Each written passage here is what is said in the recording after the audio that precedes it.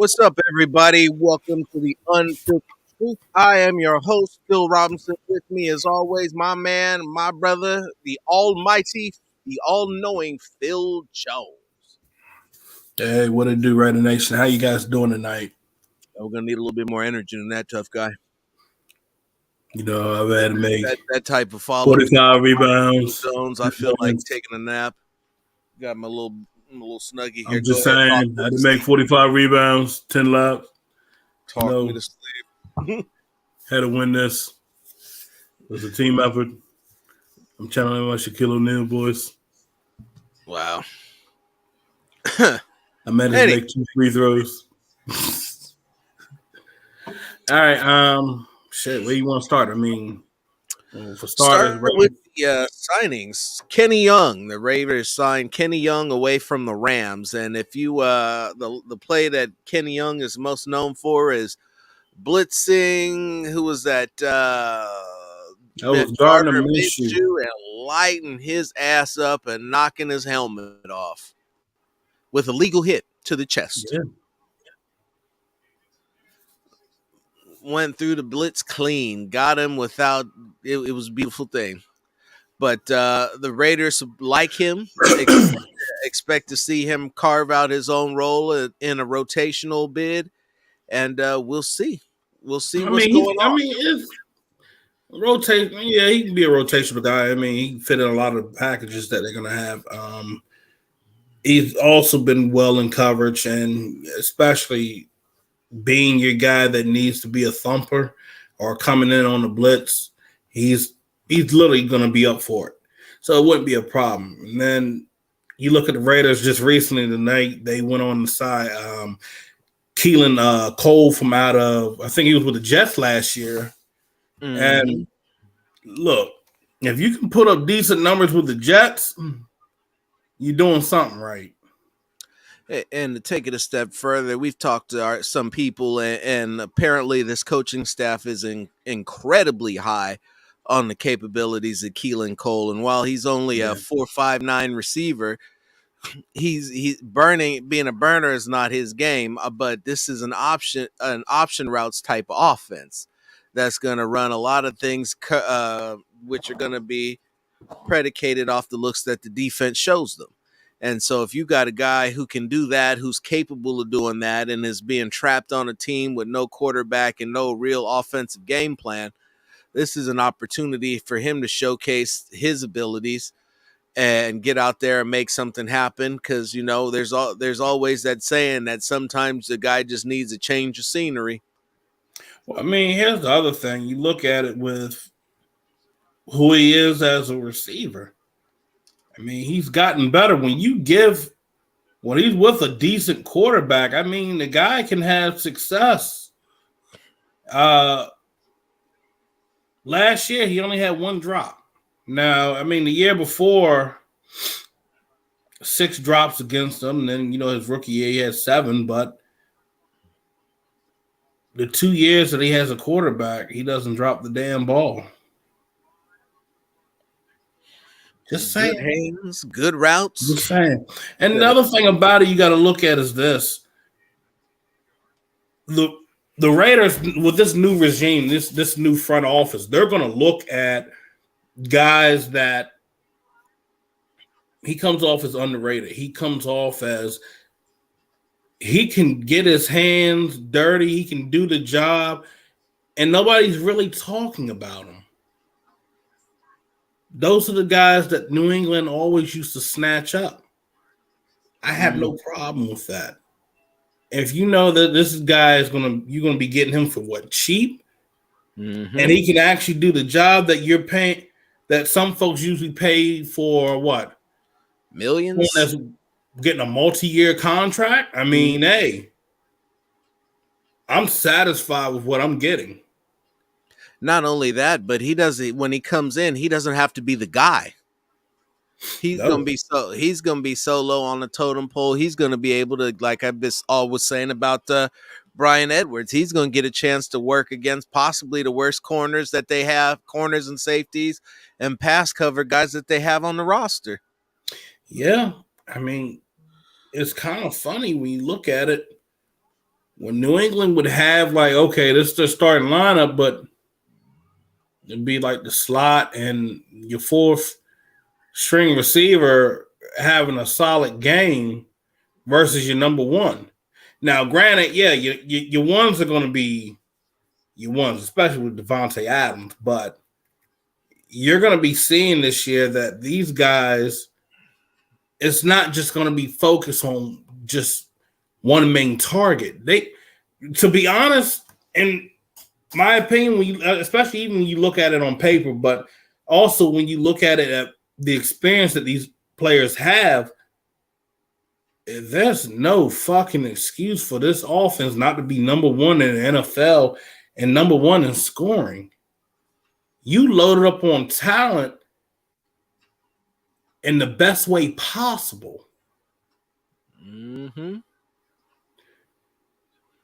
Got you a superstar and got you a couple of role players, got you some premium defenders, got you some cover guys, have done nothing but continue to build the defensive line with players that aren't names today but will be names tomorrow. Yeah. Ascending young talent. You've improved the coaching staff significantly. The organizational structure is making smart business decisions, smart football decisions, smart coaching decisions, just Told you, smart Phil, it was decisions. possible. Yeah, smart decisions, period. It's not even really smart decisions. It's what you expect out of a coaching staff and a front office that we haven't had in over, 20 plus years? Shit, probably go even further, maybe 30. Since Al was on top of things. Yeah. To be honest, the Raiders are in a better situation. It's like these past couple of years, they've been in a better situation than what they were the past year. As much as folks have been saying, like, oh, well, what are we going to get out of Josh McDaniels? Maturity in the front office, maturity on the coaching staff. That's what you need. Absolutely. You can't have somebody run around acting like, oh, I'm going to let my ego get in the fucking way. You can't have that anymore. I don't know why you bothering looking at this game. Y'all done lost. Yeah. I told you. About to wave it. It's just up, not Ed? their night. Hey, that dirty ass move you did, what happened? Told you. Ain't got nothing to do with no move. It's got everything You to do grabbed with that man's knee, and the basketball god said no. No. But anywho, I mean, your boy Dr. Chow just came out and totally refuted what you just said and totally said that that's not the play that happened on. That it was when he came up to a jump stop and knocked the play. But I mean, if you're more of a medical expert than Dr. Chow. Okay. I talked to Dr. Sanjay Gupta on that one. Anywho, basically our thoughts on Keelan Cole. Keelan Cole is this. He's going to be a role player, especially on special teams. Somebody that's going to be able to take Hunter Renfrow off of punt return, and you'll probably see him on kickoff return as well. And I feel that the more and more we're looking at it, we're getting guys where it's just like, hey, we're filling up this roster. We're filling up guys that can do the job that we needed. Now, granted, yes, you could be a camp body, or you end up making a 53-man roster. It could go either way. But the Raiders are just saying, hey, right now we're just going to fill in who we can bring in, give them the chance to compete, and that's all it is. Now, I know the whole big chatter that's been running around on Raiders Twitter and, just fanboys or whatever. Raiders having interest in James Bradberry. Phil, I'm going to be real, bro. One, he ain't worth the money. Okay. That's the first thing. Second thing is this. Why would I pay for a corner that gave up 8 damn touchdowns last year? Somebody asked me that question. Why would you pay for a corner that gave up 8 touchdowns last year? That literally reminds me of shit. Daryl Worley giving up 6 coming in. Because he's had 52 PBUs in the last 4 years. 52. Does that get me turnovers? No, but it can get you off the field. 52. But 52 pass breakups. But the downside to that was that he was also the most targeted corner in the league, which does not make me feel very good at all. And out of those 115 targets, he gave up 61 catches and gave up 8 touchdowns out of those targets. Now, if you want to get all technical with it, we can go and look at a guy that we got on the roster, that being Anthony Averett, who filled in for Marcus Peters for Baltimore's defense, who were missing multiple players, multiple starters, if I recall. He got targeted 101 times, gave up only 50, I think 55, 50, yeah, about 55, 50, yeah, 55 targets, 768 yards. He got 3 interceptions and only gave up 3 touchdowns, but also had 11 pass breakups. So I'll be real here. Why are we not looking at giving him an opportunity to start? And then we hyped up Hobbs. It's like everybody literally forgot about him. If I recall, Hobbs can also play the outside and slot. You got to give the young guys a chance to be able to display what they can do. Now, everybody thinks that Hobbs is just restricted to the slot. He's not. That was just the scheme they wanted to run with Gus Bradley. You're not running what Gus Bradley was doing this year.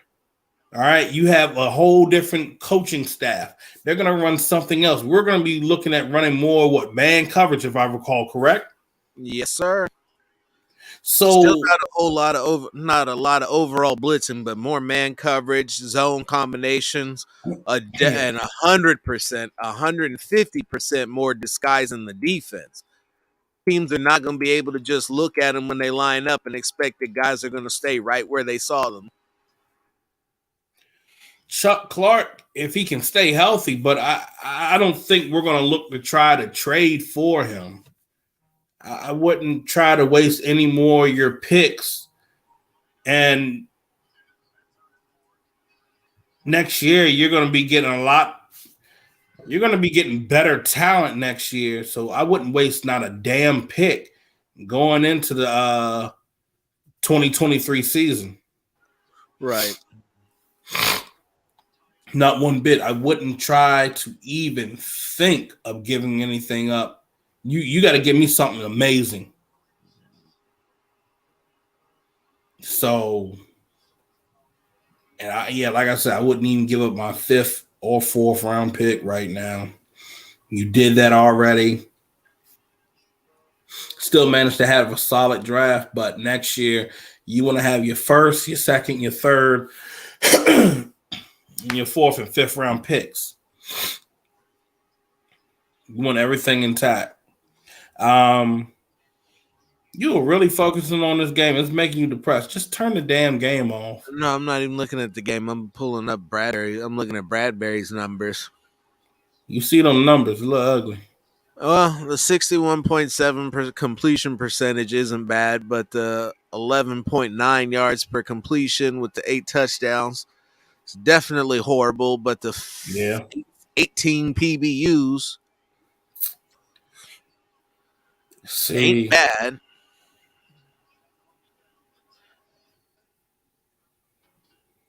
And no, and if they were keeping him, in zone, then a lot of them passes that were short, he still gave up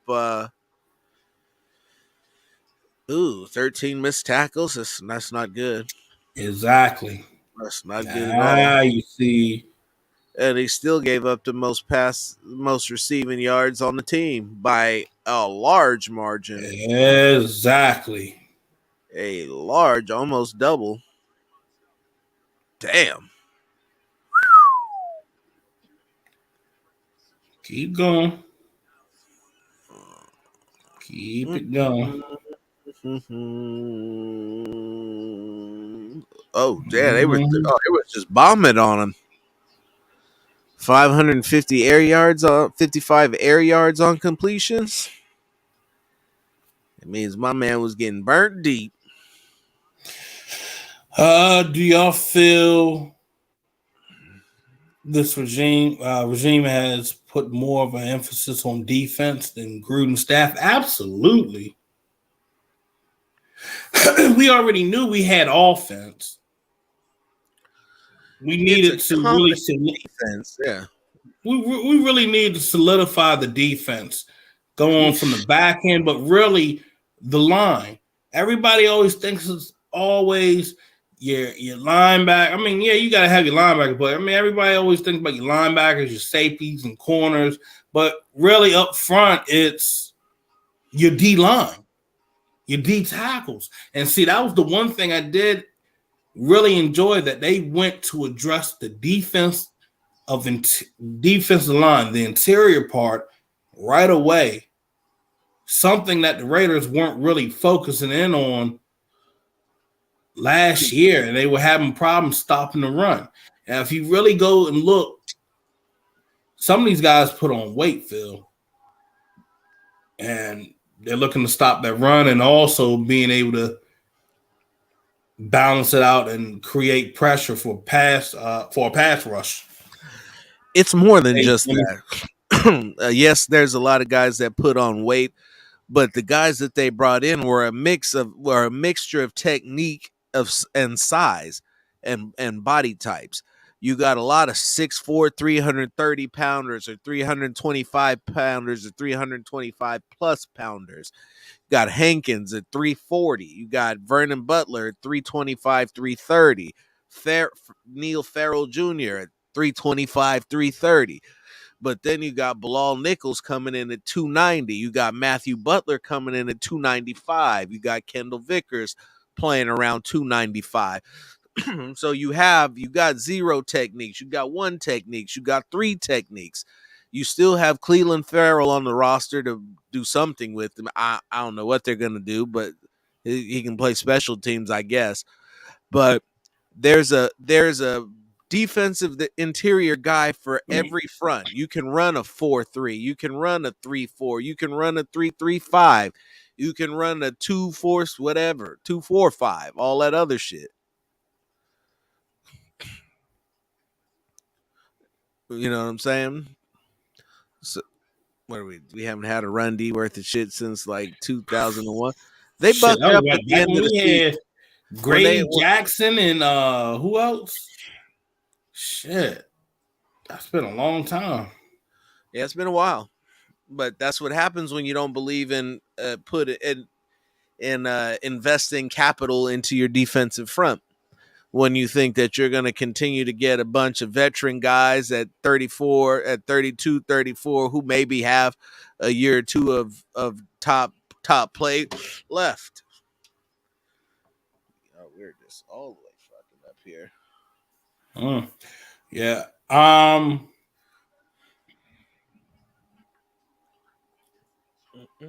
Jimmy, we're gonna bring you on Saturday night, bro. We'll bring you on Saturday night. Linnell, I would say I wouldn't mind Joe Hayden, but I'd say I wouldn't mind if you could bring in Chris Harris.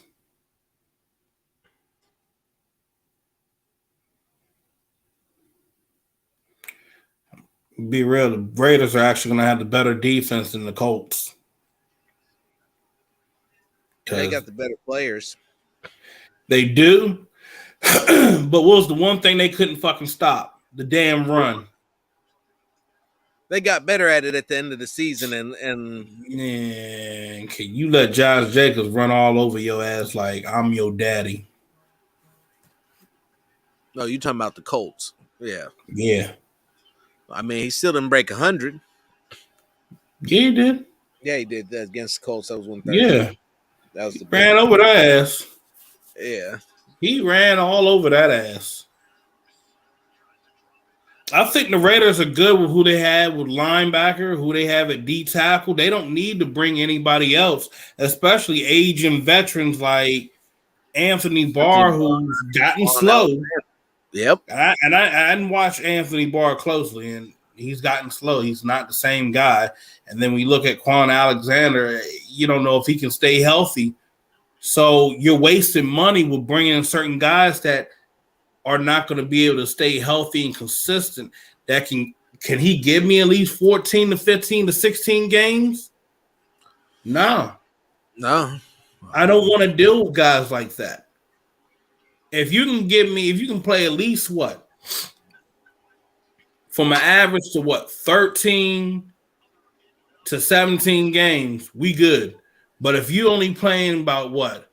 Yeah, he only got he was a starter, and he only gave me about 9 games. And, he came back week 16, but we had him in a limited role. I can't deal with that. The money's not worth it. I could be getting some younger guys, and I know my staff can put together, put these guys in a better position to succeed. I'm going to do that. Like you said, look, yeah, Isaiah Palomalu? Palomaua. Palomalu. From out of USC. That's a guy I would focus my time on developing. I know he had about over 100. He finished his collegiate career with over 135 tackles. I know he had about 5 interceptions. Mm-hmm. So I wouldn't mind trying to see what you can get out of him.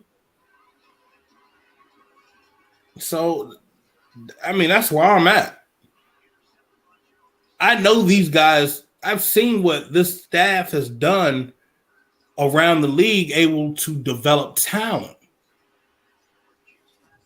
I don't want to bring in guys like aging old veterans just trying to be cash cows,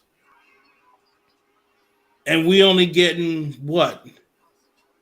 25% of that guy, and that's it. Said he decides he's going to be hurt for years, for the majority of the year, not play hard, and then talk shit about the organization, about how poorly it's ran while he's cashing their checks. Yep. Like we've had for years on top of years. I really do get tired of bringing guys that old as fuck and talk shit about an organization. But yeah, I'm cashing that $1.5 million in. They broke it up into increments where I'm getting only like about 100-some thousand. Right. So I don't want that. That's the problem. We got young guys on this roster where we're not. We gotta let these guys be able to get the opportunity to play. We still have Gillespie on the roster at safety. Hadn't even tried it. Haven't even gotten many PT. Y'all didn't forgot about Gillespie, didn't you? As I recall, and I remember what Gillespie could do. He could strap down on a damn tight end. So everybody's saying, oh yeah, we got to bring in Bradberry. He can follow Kelsey. First off, you don't need one fucking guy to just, we're going to pay this guy to be covering fucking Bradberry. You don't need to do that shit. Let me tell you how the fuck that shit sounds. Sounds fucking asinine. All you gotta fucking do is play some good fucking man-to-man coverage. You jam the motherfucker at the line and make him your ragdoll bitch. That's it. That's all you gotta do. If you're not gonna do it, you see what the fuck Kelsey does.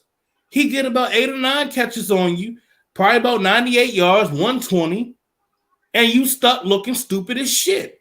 If you're going to play patty cake with him, yeah, he's going to win. You got these fucking linebackers that are hybrids that come up to the line and they can jam a fucking tight end. They can actually cover some of these slot corners. So at the end of the day, you got a guy in Diablo. You need to start using him how you planned on bringing him in to be. I'm not going to pay Bradberry, what, $13.5 million for one fucking year, or maybe 2 years, to just say, okay, I need you to cover Travis Kelsey, where I need you to be on the outside right here, or I need you to slide in and cover the slot receiver here. Why waste your fucking money? Ladies and gentlemen, we need to be smart on our decision making. I know that Dave Ziegler and them are doing it. As fans, let's start to be realistic with some shit now. As media members, like me and Robinson, it's time to be realistic with shit. I'm tired. Market value. Those are two of the most important words that you'll ever hear Dave Ziegler say, and that's market value. Thank you. He will not pay someone above their market value. He said, if you think you can get better and you get better, best of luck to you. Enjoy your money. But this front office is not going to overpay anyone, nor should they. I'm gonna be real. Yeah, you saying what do y'all think we do with Abram? Abram, he got a lot to prove. He's got to show that he can stay up and hold his spot down, which I'm going to be honest. I'm going to be real fucking blunt right now. I don't think he can do it. I watched this man get ran over by Najee Harris. I watched this man get shredded in the flats. I watched this man become, I'm looking around in circles, where the ball at? Every time I go back and look at the tape, I see that the quarterback is picking on his side. I don't think he is the guy that we can stick with. Nope. Now, if you want to just say, fuck it, we're going to send him in on just blitzes and shit, okay, I'm all good for that. If you want to use him for run support, fuck it. We'll use him for run support. But anything in coverage, hell no. You ain't getting my fucking blood pressure up this year. So you're not the only one. At this point, they brought in a lot of people who can come in and fill a role in that defense. And this is a new regime. There is no ties to Jonathan Abram aside from we have to keep him on the roster for this year because of financial reasons.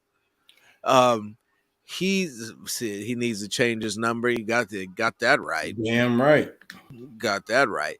But regardless of that fact, it's the ultimate prove-it year because this is the only year he's got left on contract, and the way that he's played, he's not going to find a lot of suitors in the safety market after the end of this year, unless he goes out there and balls out. Hey, you know what? If he can do this, I make him a glorified special teams captain and call it a fucking day. Since he likes to throw his body at full force and full speed, let him play on. Let him be a gunner. Can only do it 10 to 15 plays a game. That type of contact. Hey, keep his body. His body will still be good to go. Yep. So I'd keep it as that. I think I make him a gunner. There you go. Now you talk about Cleveland Farrell. Same thing. I'm putting this at. Those two guys, I'm gonna be real. They, with the talent that is being brought in, You're facing the uphill battle. Absolutely. I ain't trying to say that I ain't trying to put down what you can do, but I'm just saying you have a lot of shit in front of you to overcome. If you really gonna step your game up, well, TikTok motherfuckers, I want to see it. I'm dropping F-bombs and all that shit. And, any of my younger viewers that are watching, I do apologize, but it's just one of those nights where I'm just like, you know what? I need to get my damn point across. Sometimes I gotta drop that shit. And Parham is not a center. No.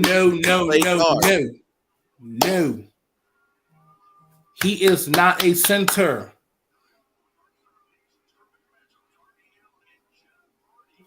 That would be one of those classic Raider mistakes that we've been talking about on this show and screaming about every time they make it. When you take a guy who made a name for himself at one thing and then ask him to do something completely different, and then when he's not good at it, you blame him for it. Not because that's what he did well to get to this point, but because he couldn't switch it up when you asked him to. Sometimes being versatile can work against you. Sometimes you need guys who are really good at one thing, which is what they did which oddly enough is what they did on defense. They went with guys who were really good at one thing on defense and versatile on offense. Because, if you really look at it, if you look at it closely, the Raiders are doing the smart stuff that you said that they could not do because of the Raiders. They're actually using common fucking sense. Well, I don't know because, these guys have it, actually have the proper background. They know what to actually do. They understand that, with my resume shows that I was able to find this amount of talent and I was able to help this organization set up and have success in the long-term run. You look at that with Ziegler, Champ Kelly, and I'm going to be real. You look at how Josh McDaniels has ran this offense over years. If you really look at things, and I know everybody will say, well, Josh McDaniels with the Rams. What the fuck was in with the Rams? Because who was with the head coach? Steve Fisher. Spagnuolo? Wasn't it Fisher? Was it Fisher or Steve Spagnuolo? I pull it up right here.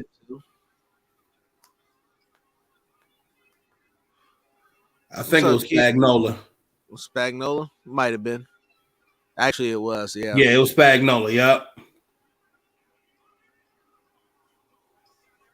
Brought in Spagnuolo. Who's the quarterback? Let's be real here. Come on. Look at the talent that was brought in. Was it A.J. Klein? He had A.J. Philly. You had to deal with. You had a busted up Sam Bradford. Then you had Kellen Clemens. Come on, bro. You actually think you can have success like that? You had an agent Steven Jackson, Cadillac Williams, Jarius Norwood. Do I need to continue to go down the list of what Josh McDaniels had to deal with when he was an offensive coordinator for another team? Yeah, you had Brandon Lloyd. He was right. That was at the end of that one too. When he was because Brandon Lloyd after he left the Patriots wasn't the same guy. He had left the Broncos. Yeah. So what I'm saying is this, bro. They even had Nick Miller, bro. Can't do it. Can't win with it. Greg Salas, Austin Pettis, Lance Kendricks. Bro, I go down the list. Of players of the forgotten time that you had the St. Louis Rams. You could not win with that shit. No, you couldn't. And BK, real quick, everybody's favorite guy to shit on is Brian Edwards. I'll tell you that he may not make the team. I'm not going to sit here and say that he is. He may not make the team. But Brian Edwards got open a lot more than a lot of people really want to give him credit for. And whatever his deal was with why he didn't get the football, I don't know. But I was actually going to ask, do you still have that picture of the last play? Really? I'd like to see that. I think they would like to see that too, as we talk about Brian Edwards being the problem and not getting open and not contributing to this football team Ooh, buddy. and being the problem Man, y'all just because they dragged that man through the mud y'all and y'all y'all he's just bad with everybody's favorite guy to get rid of. I promise you. y'all bad with me. Bad with me now. Cause yo. Oh, please tell you got it in a clip. That would Oh be no. I got as a photo. I just put it in my drive. It's coming up. And I don't want to hear no motherfucker trying to dispute this shit. Cause I'm gonna just throw a brick at you. said our wonder guy under center has got the arm to make this throw happen. Somebody gonna say no. They would have jumped. They would have jumped in front of the route. No, I thought he had the quickest release. Quickest release, absolute howitzer for a right arm, and a lane. He had a lane. All he would have to do was step, drive, and let it fly, like he did to Zay Jones. Look, I don't give a fuck when everybody say, "Oh, the linebackers would have." No,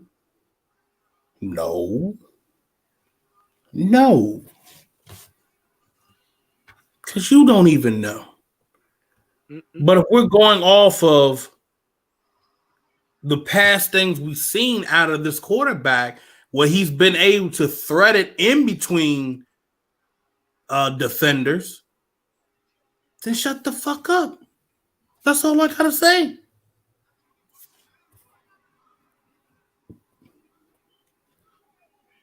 You know me, I done had enough of this shit. Enough of it. And seriously, I'm sorry, but they're so spread out, they wouldn't even have a fucking chance to get there. If you really believe that shit, if you really believe that shit, they were going to try to jump that damn route. You smoking crystal meth. Well, that's because they didn't see that. But let's pull it up and show them so that they can see it. Crunk, pull the lever. No need to accuse anybody of foul play and narcotics. Pull the lever, Crunk.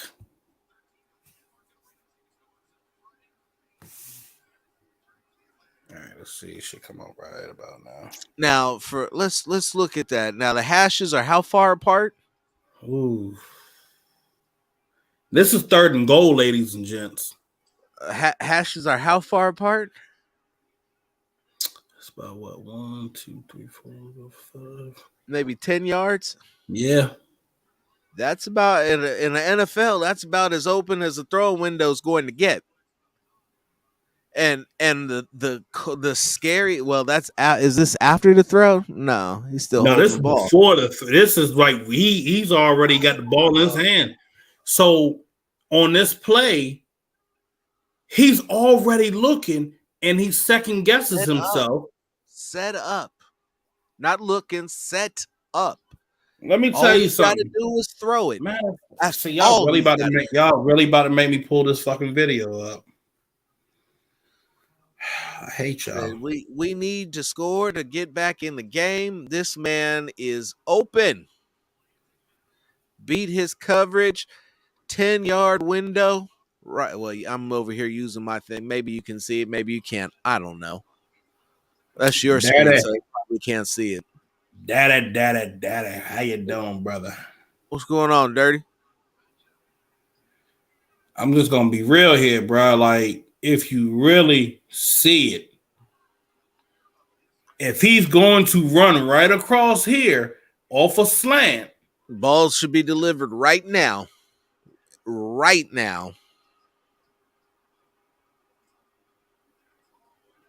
And I just, you look at the way his his lead foot is pointed right in the space where he needs to. I gotta believe that this was probably the play design, or the primary receiver. The way that he set up, he's looking dead at him. There's a 10-yard gap in between, and this is what even for him that's a 17-yard throw. Yeah, that's about right. Yeah. Yeah, there's no excuse for that.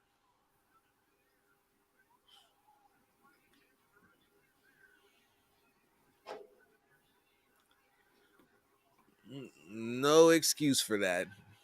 I want y'all motherfuckers to look at that shit loud and clear. Look at it. Open your eyes. Yeah. Cause I was just like, hold up, what the fuck? Yeah, that's bad. So, in other words, he went and hesitated and wanted to run that same, that little fucking little zig cut that Renfro be running. He wanted to go rely on that shit.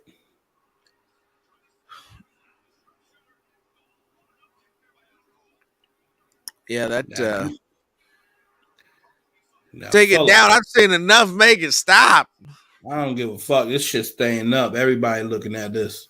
Make it stop. I no more. No more. But no more locked doors. Surprise, motherfucker.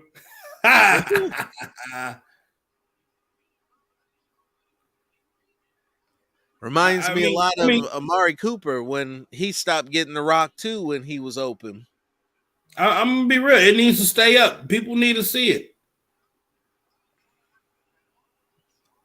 He can't be doing this shit again. Wow.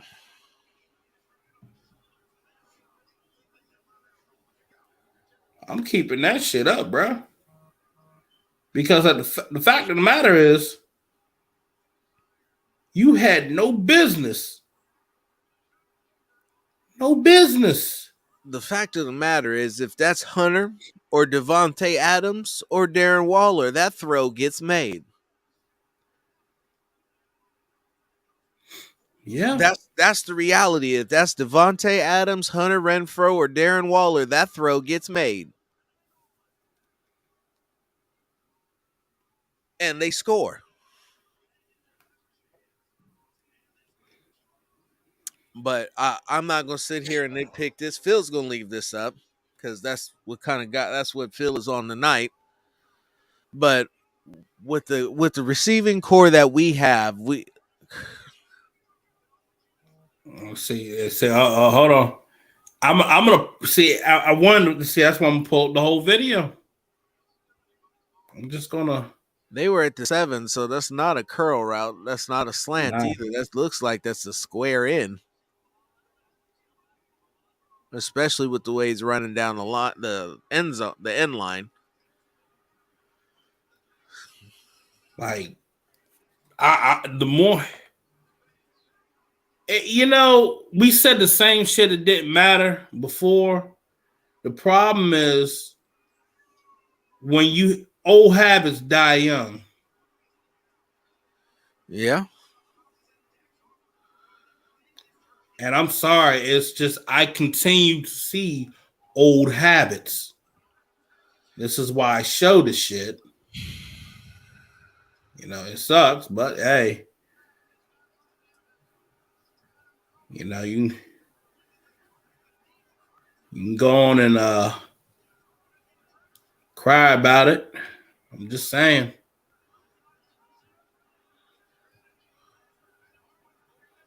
See if this works this time.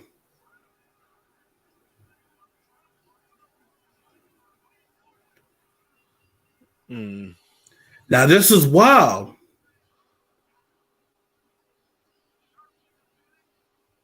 This is wild right here. Oh, see, you had to false start on that play. I had to go back and look at a few things, Yeah. It, it's outrageous. Look, my whole thing is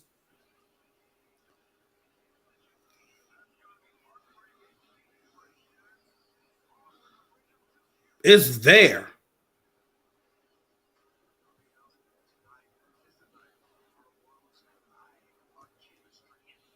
You can't tell me this shit was not there. Now I will go on and upload that up to my drive where you guys can see it. Phil, do you think we're good with Foster Moreau coming, staying at the number 2 tight end position? Depends on who you're going to get to be better than him. As of right now, it would need to be somebody better than him to come in and do that. And I like his blocking ability over Darren Waller's because we've long stated that Waller is a big guy, but he's not as physical as he could be, as you would expect for a guy his size. So you say, all right. Now, what about the guy we just brought in, Hollister? He did a lot of pass catching for Seattle with Russell Wilson. So he's capable of catching the ball, but he's not the blocker that Foster is either. And it's not necessarily that Foster can't catch a pass. I just think they put it. He just never got enough looks because every time you threw the ball to him, I didn't see him drop very many, but there was that ugly strip, wasn't there? Yeah, and I'm fine with Foster Moreau. Only reason why I brought it up because someone asked me the other week, and I meant to talk about that. They were like, "Oh, well, can we go with Foster Moreau? Should we go and get another tight end or something?" I'm like, can I like Foster Moreau because that's you want to have another big body tight end that can get the job done. Now you can also use Johnson too. Cause that's another big body right there that's going to be probably coming out the backfield, swinging out. And that's an easy, 3-4 yards for you?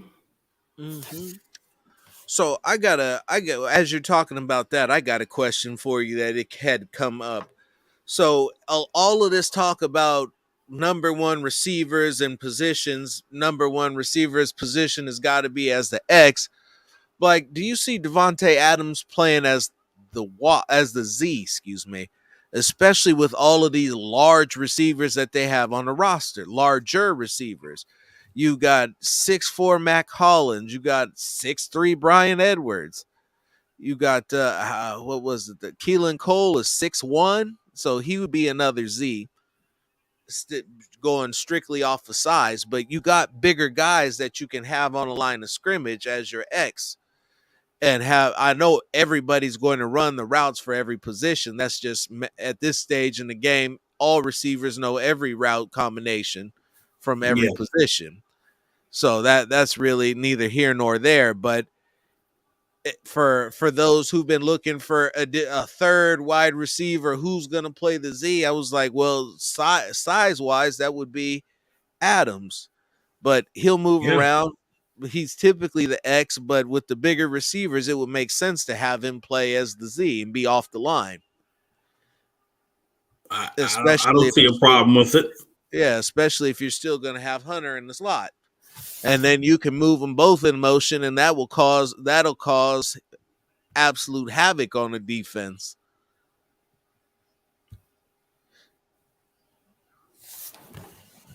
All right, I got it downloaded. We're going to see. We're going to look at the play live. All right, Richard, much love, bro. Thank you for jumping in, showing up. Appreciate it, Rich. Oh, most definitely. I know he's going to move around. He's not going to stay on one side, or it might be more comfortable for Carr if he stayed on one side, so that he knew he could throw those blind faith passes, because he knows that Devontae's on the other end of it. and he's going to get to his spot and be where he's supposed to be.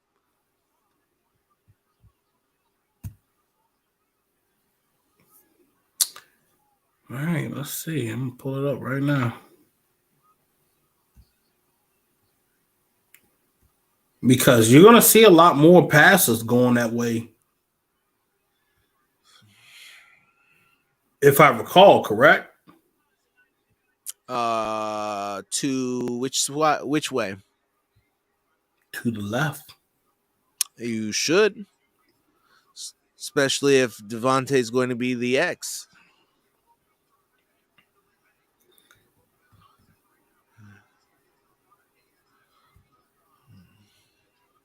See if I do it like this. It should work. There we go.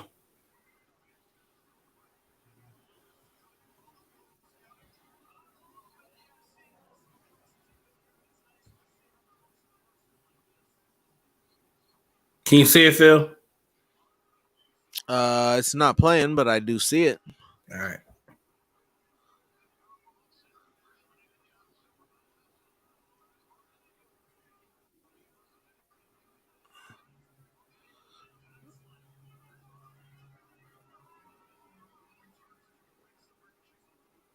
That's after the throw. Let me see. Yeah, you're past the play.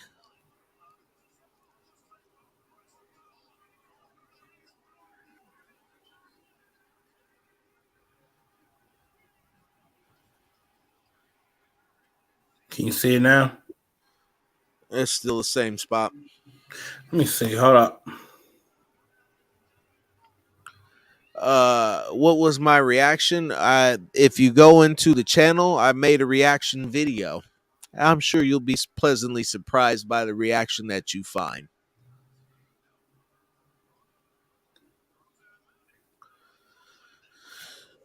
He's definitely fast. He may not make the roster, to be honest with you.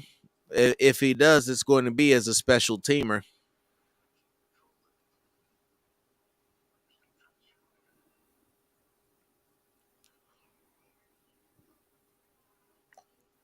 This should be it right here. There you go. Is it playing or is it still the same spot? Same spot.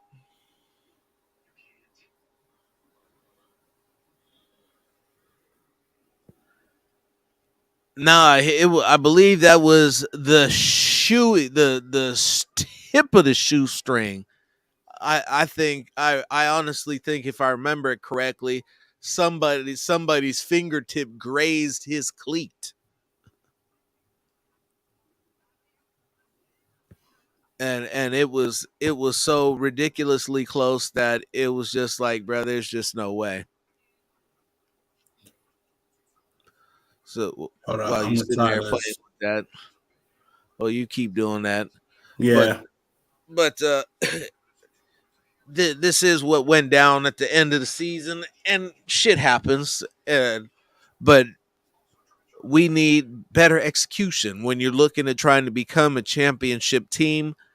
Football becomes a game of inches. It may look like a mountain out of a molehill, but that's the difference between winning a football game and losing a football game and going into overtime. Bengals went to the Super Bowl. Said we beat the Bengals. That could have been us. That could have been the Right. Raiders going to the Super Bowl. That could have been the Raiders that went on the hot streak run that won 5 straight, headed into Kansas City to take on the Chiefs and beat them in the playoffs in Arrowhead and keep pushing.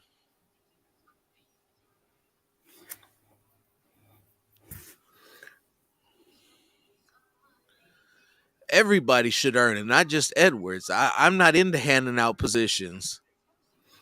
I'm certainly not into giving anybody anything, and competition is supposed to make everyone better. I seen somebody put in iron sharpens iron and all of that, foolishness.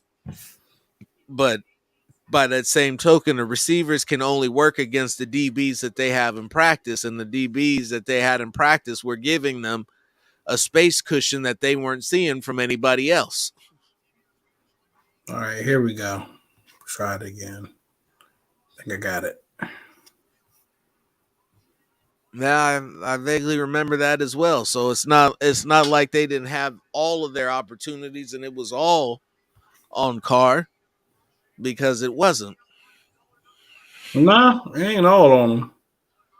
Said, but that particular play was on him, and unfortunately, it happened to be the big one.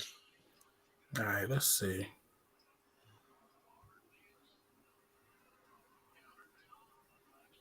Oh, wow, now it wants to start this shit back up. Same same spot. Ooh,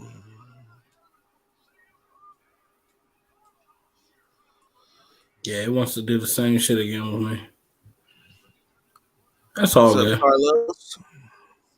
Oh wow! Right when I close it out, it just start playing.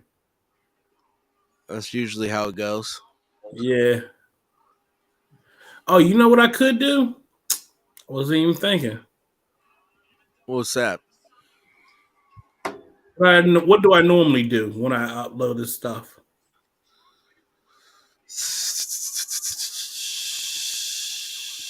A variety of things. Wasn't even thinking. They won't let y'all be great, man. Yeah, there was no need for that either. Especially where they were at. I was like, you're burning a play. You need to play more than you need That was to a third clock down, stop. bro. Yeah. There we go. Wasn't even thinking. Just upload it on here. Usually that's what happens. All right, let's see. I mean, the only reason why I'm bringing this back up is because it's always talked about that this guy wasn't open, that guy wasn't open. This guy But in can't catch. reality, you stared him down. Looked straight at him. And then Looked him in the eye.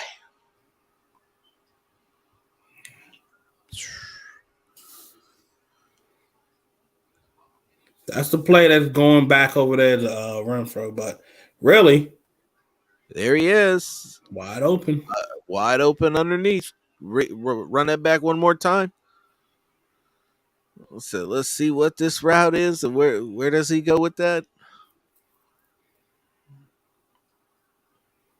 It just Now, granted, when we go back and look at that play, was he not looking in that area? Yes or no? Was he not looking in that area? mm-hmm.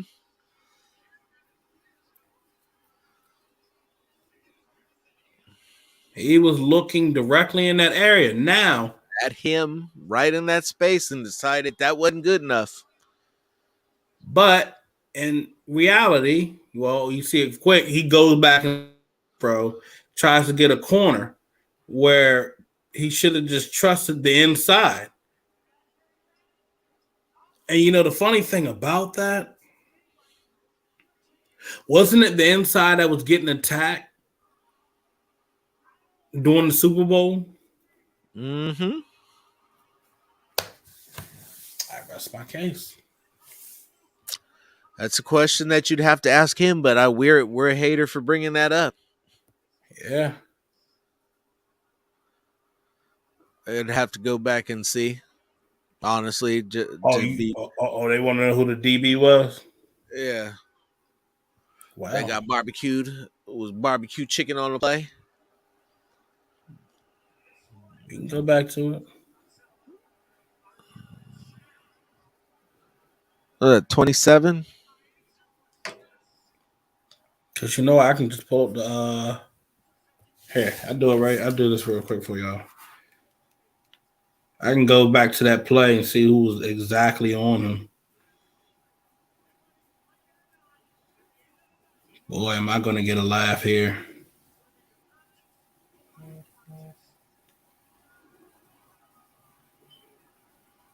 Fam.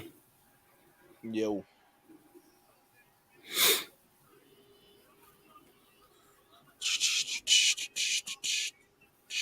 Damn.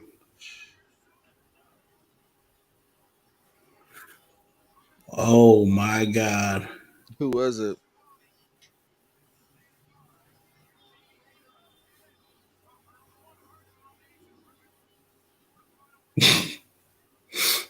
Yo, you gonna laugh.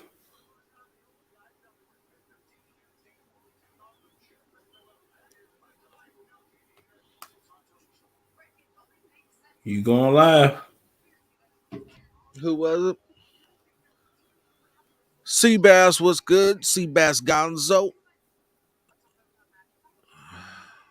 Looking off so that Hunter could get open. Probably. That's what that does look like. Well, then get you another one. Shit. Damn. Thank you. We do appreciate your donations. I'm getting real irritated with this shit, bro. Uh, uh,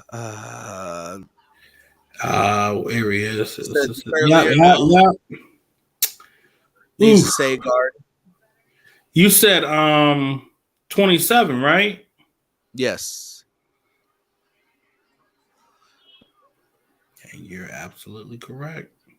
Yeah, O-line mistakes did killed us in a lot of games. Yeah. I will admit O-line mistakes killed us when we were in the red zone a lot. That was Mike Hilton.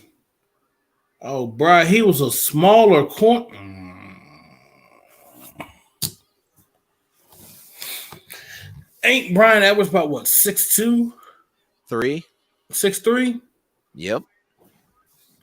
They put a 5'8" corner on Mike Edwards. I mean on Brian Edwards.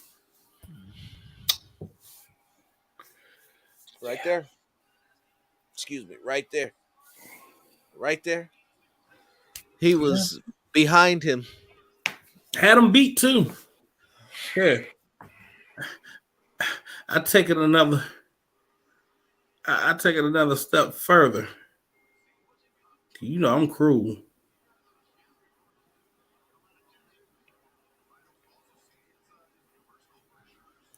I love violence in the night.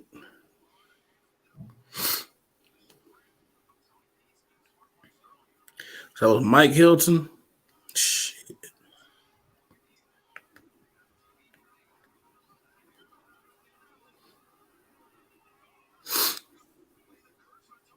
Okay.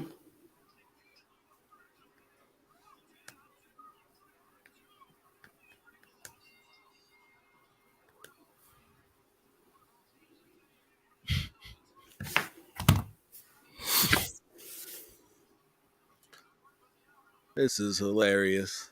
40 time, bro. Brian Edwards had him beaten the 40 time.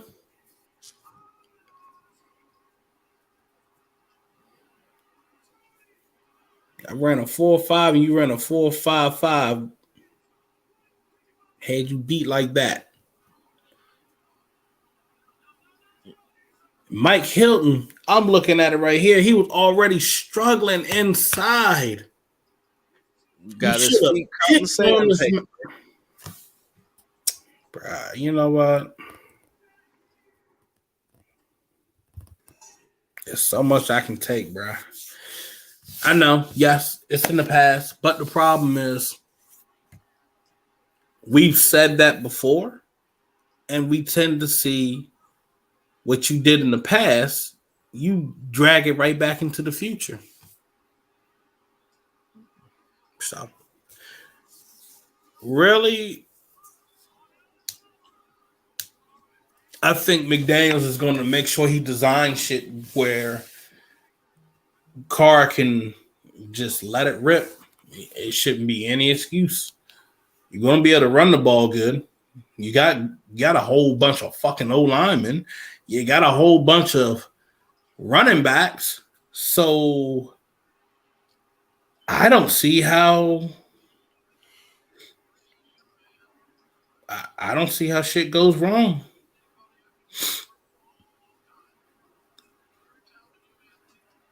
You see shit going wrong? Nah. I've said that before. I've said that this team was idiot proofed. And then, oh wow. And they went ahead and they handed me this beverage right here, told me to hold it, and still made the playoffs. So technically I was right. It was idiot proof. But I'll put it like this. should be. They'll be idiot proof. Should be. If you give this damn cornerback any money, you ain't idiot proof.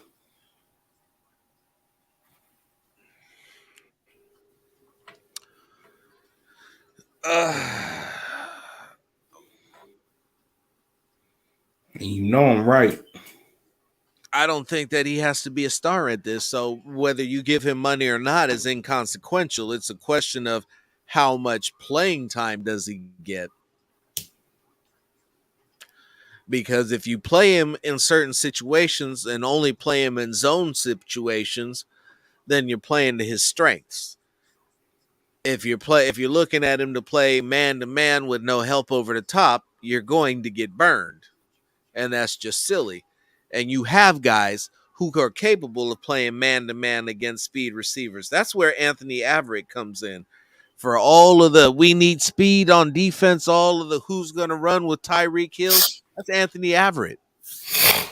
That's what he did for Baltimore and did it well. Said you're going to see you got bigger corners than Trayvon Mullen and Nate Hobbs. You've got one of the best corners in terms of man coverage percentages in Rock Ya-Sin. So it's not that you need a guy to come in and save them, because you don't. But at some point, they're not going to be able to play man every single play. Oh no, definitely not. But yeah, they're going to have to. If you look at these guys, I ain't mean to cut you off, but if you look at these guys that you have, they can also readjust to playing zone as well. Now you can run it the way you want. You can say, okay, if we're running like some multiple zones where, okay, your son's gonna be running cover 2 here, you're gonna run cover 3, you're gonna run cover 4 right here, or you're gonna run also cover 2 over in this area. You're gonna cover the flats right here. You can mix that shit up right there. And these guys can be able to pull that off without a problem. It's going to be a lot of things being put in the mix, but it's all starting with that line up front, Phil. Which side of the ball? Oh, I'm talking about the D line, but you know that whole line. James is staying where he's supposed to be. Miller's going to stay where he's going to be at. I'm telling you this. How far off is Thayer Munford? How far off is Thayer Munford? I got to give him another year. How far off? Dylan Parham starts on the left side or the right side? For Parham, I'm putting him on the right. Leatherwood slides out or moves over? I move him to the left. And here's the thing. And the reason why I'm saying this, look at the method of when we had Incognito inside to like give like a mentor of support for Colton Miller on his toughness. It's kind of like the same thing, but you know, it's going to be on the outside saying, hey, get your ass lined up right here. You're supposed to do this. You're supposed to do that. I'd rather have Colton Miller on that side to help Alex Leatherwood. But I mean, Alex Leatherwood going back to the left side where he's been comfortable with. Ooh, excuse me. But him going back to a side that he's more accustomed to, I think that's the better option.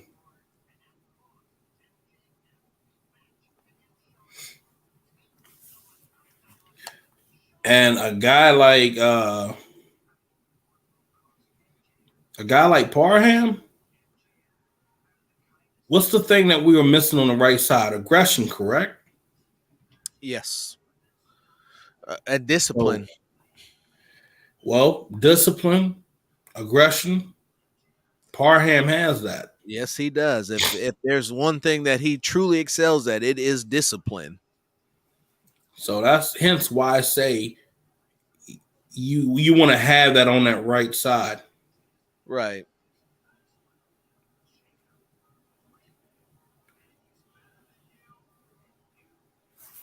Now, right tackle, hey, we said it could be, looked at Parker. I mean, Mumford. Shit, that's a whole bunch of guys that can be at right tackle. But they paid Brandon Parker. He's an ascending young talent. And at some point, for everybody that says that he sucks, you're gonna have to listen to the coaching staff and what they're telling you. Brandon Parker is going to be your starter. Brandon Parker is a player that they believe in. They believe that he has the potential. They believe that he can be that guy, and they paid him to prove it. They didn't just throw money at him, but they paid him to prove it. And they probably told him that you've been working with some subpar coaching, and we can fix you. We will fix you. We will get you right, get you to where you need to be. Try to give folks a heads up, like, hey, you don't pay. Look, I'm sorry, you're not going to pay Brandon Parker this amount of money if you don't plan on. Yeah. To replace him, to give him go get somebody else. Because they could have focused. They could have focused in free agency and got a right tackle. Yeah, they have the money to do so. They will have the money to do so. So Stamp. And it's just a question. They showed throughout this entire offseason what was important to them, where they needed to get better. They needed to get better on the defensive interior. They completely overhauled the linebacking core. They completely overhauled the secondary, the corner position. Yep. Said they brought in a couple safeties. They revamped the receiving core. They added to the running back room. We said that Jalen Richard wasn't giving you a whole lot. Now he's gone.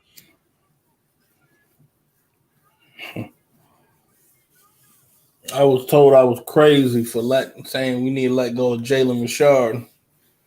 Because paying him $3.5 million for 14, 15 plays a game for the third downs that he comes in on. Said, how many touchdowns a year was he averaging? 0.5. One? I give him 0.5. 0.5, because there was years said he came off and his greatest play was his first play. Yeah. I think people just live in the hype. They live in the wheel of time. At the end of the day, the Raiders bring in talent. It's not washed up talent. They're bringing in talent. And they managed to bring in guys at a great reasonable price. Now, is it going to come down to like next year where, hey, I'm going to have to pay this guy and that guy and that guy? Yeah. Will they have the money for it? Most likely, yes. Guys like Rocky Sin, Anthony Avert. Got Rocky Sin on a steal. On his rookie deal. On his rookie deal at $2.5 million. Got him on a steal.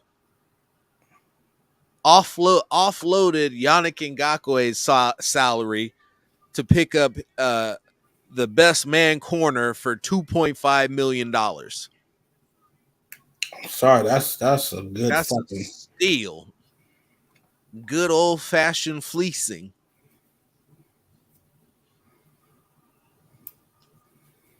That's a good fucking deal, bro. I mean, overall, I think we got what mini camp coming up. What this weekend? Something like that. Yeah, the 15th. So that's what Sunday, and I think that lasts all the way until next Friday. No, take that back. No, it doesn't last all the way Rookie camp until. is the 13th. Yeah, you got a little rookie. Yeah, so they're gonna be working out and doing all the extra stuff all the way until probably before Labor Day weekend. I mean, well, excuse me, Memorial Day weekend and shit, and then they'll be on the little hiatus. And then we get training camp in June. So, You got anything else, Phil? I know it's getting kind of late and you got to get ready for. yeah. I mean, other than that, the Raiders, they will be able to free up some money. And, Raiders are looking at possibly bringing back Nick Kwiatkowski. Yeah, we managed to not touch on that. And for everybody who says that Nick Kwiatkowski was trash, understand that he was not suited for the role that Bradley put him in. As expecting him to cover deep and as an inside linebacker is folly. He just couldn't do it, and that's why he didn't see the field that often. But if you go back to his days with the Bears, which Champ Kelly was from the Bears organization, he knows that as a Mike linebacker, that is a schematic fit for his abilities. You Exactly. look at the size, you look at the size of the front office, not the front office, but the front line, and the way that they've gotten bigger and able to tie up blockers, that it will allow him to float to the ball and do what he does better. Graham employs a lot of different uses for linebackers. He likes to blitz them. He likes to drop them in coverage. He'll run them out to the flats. He'll put them in spots that guys don't expect him to be so that they can make plays because opportunities present themselves. So if they're definitely going to be able to get him back at way less than what he was originally signed for, he might not be making $2 million. Yeah. And so They'll probably bring him about what? 1.5, 1.7. Yeah. Or maybe they do give him $2 million. Maybe he'll get 2. But I mean, other than that, that's pretty much it. Tomorrow, ladies and gentlemen, strap in because the 4:30. schedule comes out. Yeah, 4:30 p.m. Western Pacific, 7:30 p.m. Eastern. So we're gonna get a head start on everybody, see if we can't catch a leak or two, so that at 5 o'clock when the schedule drops, we're talking Raider football. We're planning out the schedules. You might even see which games we're gonna be at.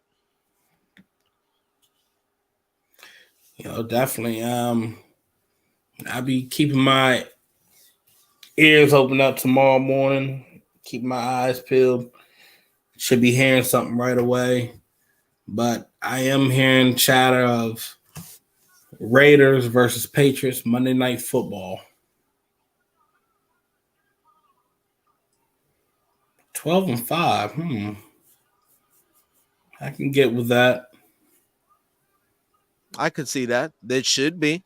That would mean that Devontae Adams was good for 2 games. That would mean these defensive improvements were good for 2 games.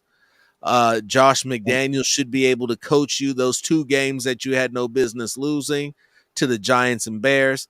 And I'm going to go ahead and end this because it looks like I'm losing my co-host. So everybody, I appreciate y'all for coming. Said Phil appreciates you. He managed to pull it together for this last second. Give him the final 10 seconds you got, Chief.